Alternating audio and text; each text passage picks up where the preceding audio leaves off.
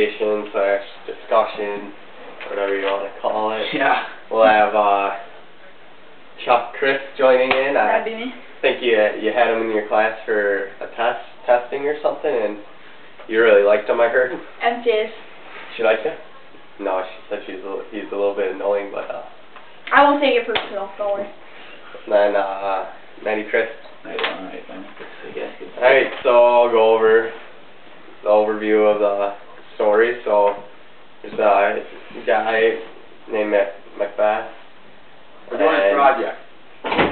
He's on the verge of becoming a king. He's a general right now, and there's a couple people in the way. So Macbeth's wife, Lady Macbeth, kind of convinces him to take some of them down. So he kills the king, Duncan, who he really likes, and Macbeth seems like a really good guy at the get-go, but seems like he's just pressured into doing some bad things. Yeah. And so he kills Duncan, feels terrible after. He can't stand it for the next couple of weeks. There's really nothing, that's making it any better for him. And eventually, though, he made that poor decision, so he just has to keep going with it and starts making more and more.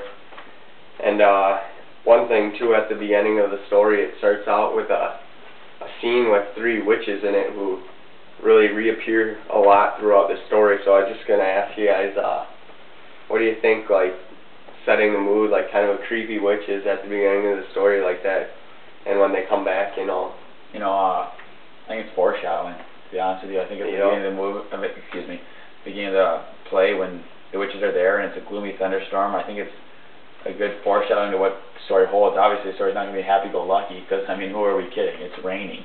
Come on. Yeah. Like, is it raining? It is. So how is it going to be happy if, that's what the Shakespeare does so well.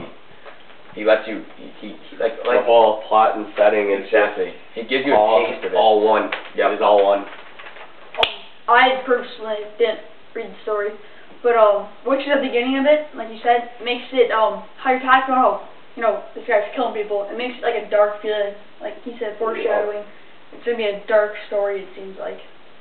Yeah. And it was. I read it. I thought, right away when I first read it, I cracked open that Act 1, Scene 1.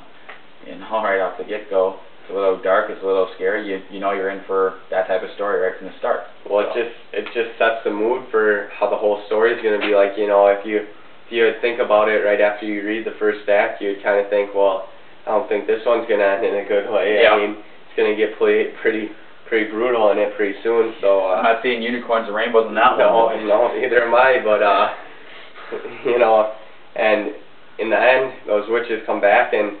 They talk about how Macbeth, when he sees them, or Banku sees them too, when he's with Macbeth when they first see him, and he, says they've been kind of bothering him, and he doesn't really, he kind of dreams about them and stuff, and Macbeth just kind of, almost a little, cocky-ish says, they haven't bothered him at all. Blowing him off almost.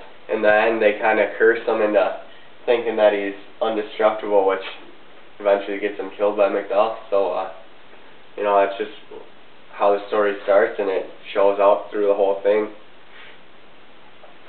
So, another topic I want to discuss right now is his wife, Lady Macbeth. She really seems to force him to do a lot of different decisions, and it seems like Macbeth's a good guy. I already went over that. I think from the beginning of the book, you're thinking this guy's going to be king because he deserves it. That's what I got, at least. Yeah. That sounds like, because being a general, he's doing really good. They're winning battles. He knows what he's doing. He's obviously a good leader. He's a general. People look up to him. So you think he's going to be a good leader. But, keep going, you're soon to realize. Soon to realize, his wife kind of starts his this tragic hero stuff where, he seemed like a good guy, and the one article we read, The Flaw in the Flaw, by Russ McDonald, I think. By Russ McDonald, yep. Yeah.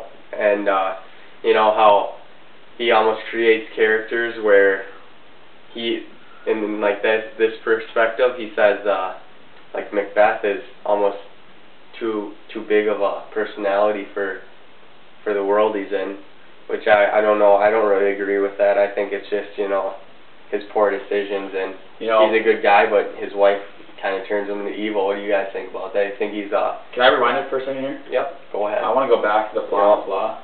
Rewind button, just pushed it. No, but seriously. No, but I want to go back to the flaw, where they talk about how Shakespeare, he's a genius. Yep.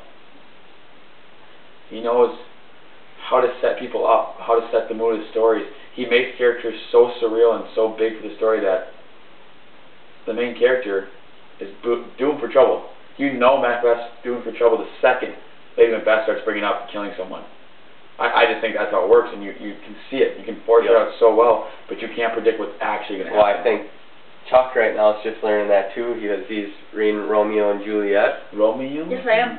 Yep, and you know, pretty much hands down Shakespeare's best piece of work. How about this? How about least most popular? Yep, least most popular. You know, but you know, you're kind of learning. Like, tell me about how you're learning about Shakespeare through that, and how he kind of like gives underlying meanings throughout all his plays and acts and all that. Yeah. Well, he really wants the audience to stay focused the whole time. So instead of just a normal play, when he has Romeo and Juliet, which I'm sure he does in your guys', is he rhymes. He has a lot of rhyming in it to keep you interested. And he has climaxes and all that stuff, but he tries to keep the audience focused, because when he was showing these plays back then, I mean, if he didn't keep the audience into it, he'd get tomatoes and stuff thrown at the actors. And I mean, they weren't even allowed to use girls back then, so I mean, it would be even harder than just to use guys as girls and scenes, and he really just knows how to get the audience one with the play and keep them focused the whole time. And he's a genius for his time, is all you can say. Yeah. All right. I'm going to say with his time, I'm going to say overall, even if he was writing today, he's amazing. He obviously knows his stuff. Without Shakespeare, literature would be changed completely, I think. So now we're gonna, you know, press the fast forward button, go forward to what do you think about what do you think about that Macbeth being a tragic hero and almost being too good for the world he's in? I would say that I think it's just poor decisions, that he's just, you know, maybe a good-hearted guy that turns a little bad. Not that he's too good or anything for that. I think it's just, you know, I put a lot of it on Lady Macbeth. Yeah, since we didn't get a real timetable. Too.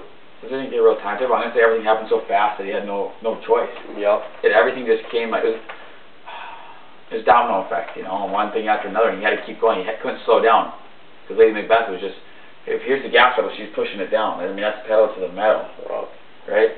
Just like people nowadays, you know, it's like they'll do anything to get that, you know, the big bucks. The big dollar. The big dollar. But it's true though. I know what you're saying. When they're right there, you know, they might do something, you know, that's not right to get there. And that's just how he was in the position where he had the chance to become king, and he had to do something if he wanted to do it, and he didn't want to regret not doing it. He wanted to be king. What his wife convinced him to think. He wanted to be king, and he got the mindset he'll do anything to get king. And sure, maybe he got to certain extremes, but he kept that mindset throughout the whole play. Well, you can relate that today, how like all those giant money scams that just happened with the guys, the companies, they did anything to steal your money just to become the best of the company. Yep.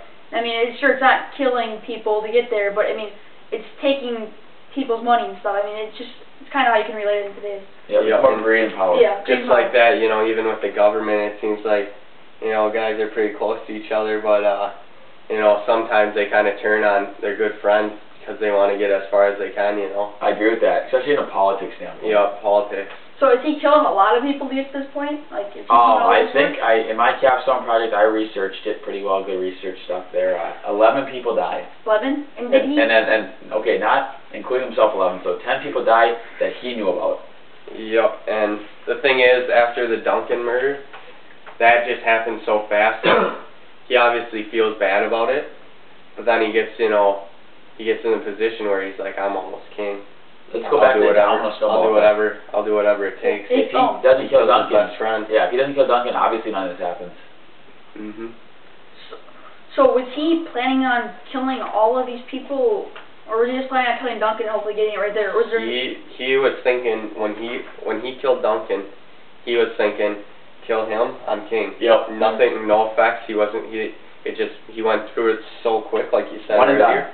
Yeah, that he's like, I do this, I'm king. Yeah. Nothing happens, no one does anything, I'll be a good king. And he, like we said earlier, he obviously had the good tools to be a leader. Yep. So like, I don't think he was thinking completely like that. He didn't think of what's happening after. You know, he didn't look at the big picture. He looked right then and there. Because like I said earlier, I believe everything happened too fast for him. You know, he didn't get to sit down and really think about it. And then, you know, after he kills Duncan, you know, he obviously, we went over that, he felt bad about it, and it's almost like he kind of finds like little loopholes, get around things when he you know, tries to find some convicts to go kill best friend Banco, and tries to get the other guy, but he runs away and escapes, but still he was trying to take down, you know, really close friends to him, and that shows that, you know, he's kind of on his way down the downfall, and he's just going to keep going with it, and it's probably just going to get worse and worse, just like the mood set at the beginning of the story. I got 2 questions for you. They should all be pretty. Shoot them at me. I'll get it on. So, you said that he had people, you said something about hiring these men. So did he kill what was the first guy that died? Duncan. Duncan. He killed Duncan in his sleep, went and slit his throat. So, after killing Duncan, you said he had all this, like, regret and stuff. Like not, I was going to say regret, you said he felt... No, he did have regret. He did have regret? Yeah, yep. Okay. Lots of regret. So then, did feeling sick to himself. So he didn't go kill the rest of the people, did he? Did he hire? Is that what you were saying? Well, right after that, the first murder that he, like, had done after that was on his best friend, and no, he did not kill him himself, but, you know, he hired someone to do it, so not big difference, but I think it's just that he didn't want to... It's almost worse. He didn't want to go after his friend and, you know, kill him himself and have to go through what he did with Duncan. It's almost worse that he didn't kill him himself. I think so. Like, obviously no one should have died, but it was kind of the coward way out. Yeah. If you think about it. Like, I'm going to go pay someone because I have money and I'm going to be king, but I'm going to be king and you guys are going to know why. But do you think it's a coward way of being smart, though, where it's like, he's going to do his dirty work if he gets caught, it's not me? I'm not saying it's not smart by any means, but I'm saying who wants a leader that shows an image but does something else? And I think that's, can I relate back to politics? When the politics say something on stage to the people of America, it's not always what they mean, actually. It's what we want to hear. And I think that's why it relates to it back, too. It's like smart, obviously, but is it the best thing for us? Maybe not, right? I mean... Well, if you needed your best friend dead, could you honestly go up to him yourself and kill him, or could you not see that yourself? My personal opinion, I couldn't kill my best friend. If he had to be done, I would do what he did, and I would kill him. This is kind of a touchy subject. We're just going to skip this and go to the next question. No, come on, I wouldn't, no, but for real, I would. We're good. No, I would, okay. No, I wouldn't kill my best friend, I really wouldn't. It just wouldn't happen like that. Like, I know, I was joking, but it's a different time era. Like I said, I might have said earlier, life was valued a lot different back then. It was... 100%, yeah. Yeah, you got away with murder. I mean, there was... There's more fence for yourself, and back then, if you were a big name like MacBeth, it wasn't okay to be a murderer, like, kill people, but it wasn't socially wrong either. Yeah. He wasn't going to get in any trouble for it. Yeah, Who's going to confront him? A peasant? That doesn't work like that. No, but sometimes, you know, the community that he lives in will turn against him, and that's when he's screwed. Yep. But he was hang him, or that's what kind of burn him, or whatever they want to do. Tar him. Yeah, they do that. Tar and feather him. Yeah. I don't know if it's relates, like, like Romeo and Juliet, they said, if you were to get in a sword fight and kill the other guy, and he lost, that means he deserved it. So I don't know if they viewed it back then, like, why were these people just dying randomly, or if they were, like, deserving this? No, these people didn't deserve it. This was just...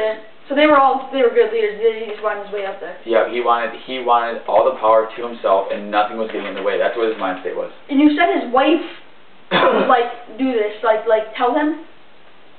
I'm just wondering, was this his wife's dream, or was this his dream? You know, I think he was thinking of it, like, as in, you know, I'm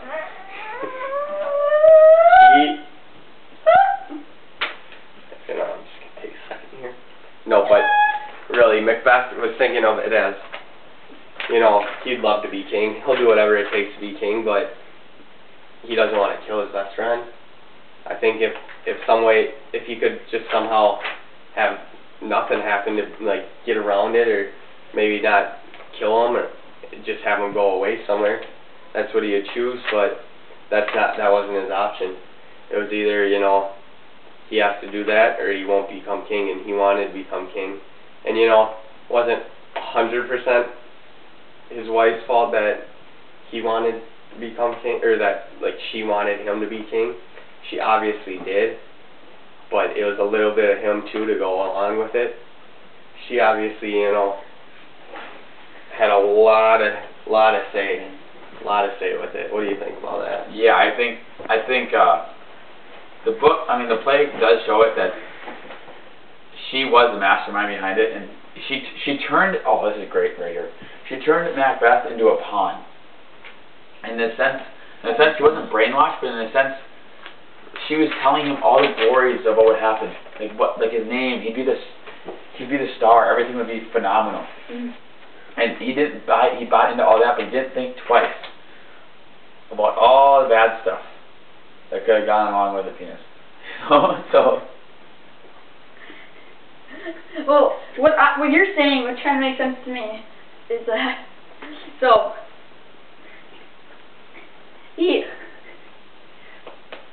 I gotta get this straight to my mind. He already committed.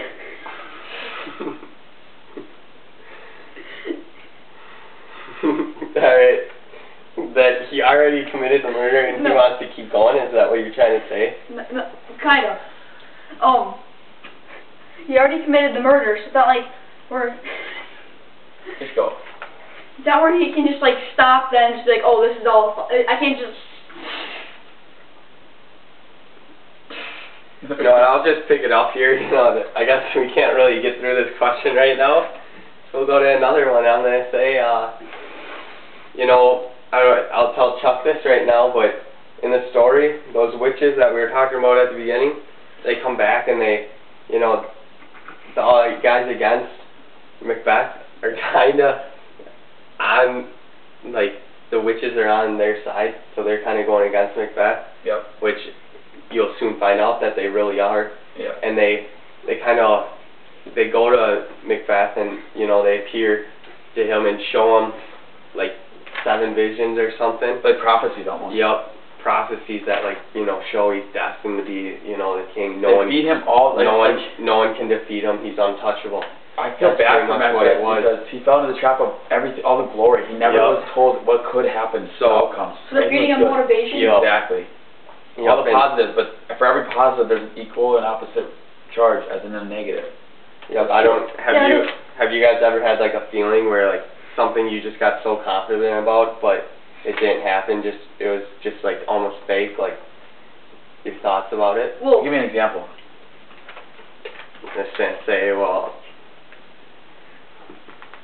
maybe you don't know a lot about like a certain. Like, you don't know a lot about a certain sport, and someone like comes up to you and they're like, well, you're like perfect for the sport. You're gonna be really good at it. Yep. But really, they just want you to play it just because like maybe they're friends with you and they just want you to play with them. Yeah. And you get there and you're not good at all. Yeah. But you really thought you were gonna be good because they told you. And then it's kind of a letdown to know you aren't as good as the guy you're gonna be, correct? Yep. And that's kind of like.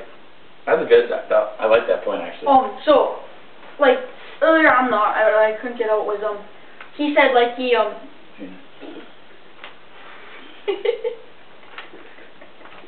Keep going, Charlie. He just couldn't. He wanted to like stop. I guess you could say, but you can't dig yourself that big of a hole and try to get out of it. Like he had to finish. Yep. And his wife wanted him to, and it's his wife, so he's gonna do what she. Let's talk about another. Oh, sorry. You know, I'll go first and I'll let you jump in. Oh, this is your discussion. Well, yeah, but, you know, that's another thing. Have you ever, like, gotten into something that really at first you're kind of hesitant about getting into it, and then you just keep getting, like, little by little getting into it really deep where there's no getting out, there's no pulling out right now?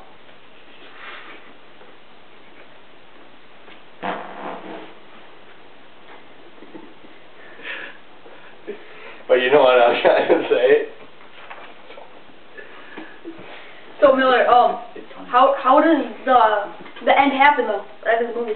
I mean, You know, story. we're going to give you a little hint here. You're going to have to read the book yourself. Well, But what I was saying about getting really deep into things, that's when MacBeth, you know, he thinks he's just going to go out there and kill everyone against MacDuff. MacDuff's coming for him. And the end scene is when MacDuff, well, first, you know, another thing, what we were talking about earlier, did MacBeth kill anyone else? He did. Killed Seward right before. Young Seward. Young Seward. Young Seward. And then he was killed by MacDuff shortly after that ending. I like the book overall. For doing it over. Yep, I thought it was great things. You learned a lot from it. Shakespeare threw a lot of themes, a lot of, you know, little things that you could get into it, a little bit different than anything else we've ever read or, you know, studied, so. Well, thank you, Miles. We're going to wrap it up. Thank you guys for being in the discussion. Yeah. We had to battle through some parts, but we're done.